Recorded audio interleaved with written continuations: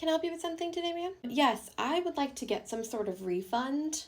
How do I do that? Well, that really depends on what it was. Was it a bakery item? It was my wedding cake from about a year ago.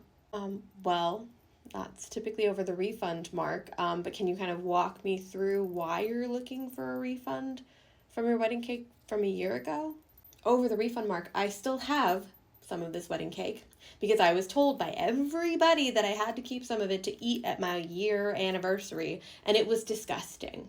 Okay, so you're talking specifically about the top tier that you kept, and it wasn't very good after being frozen. So I would like to get some sort of refund for that. Okay, so when we went through the instructions on how to store the top tier of the wedding cake, did you follow those instructions?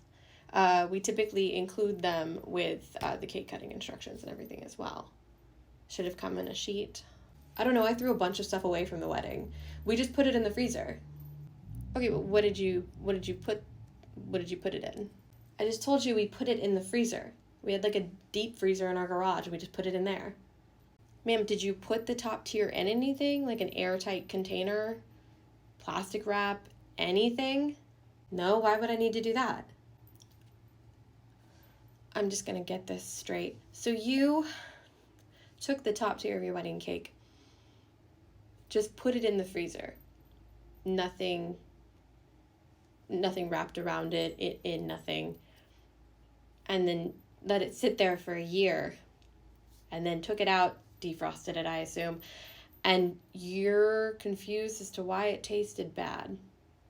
Yes, actually, I am. Okay, so without any sort of like protective layer around the cake, you're essentially promoting freezer burn and destroying the quality of the cake. So that would then honestly create ice crystals, which I assume you probably saw on the cake, and would damage the texture of the cake and the flavor, which is why it didn't taste good.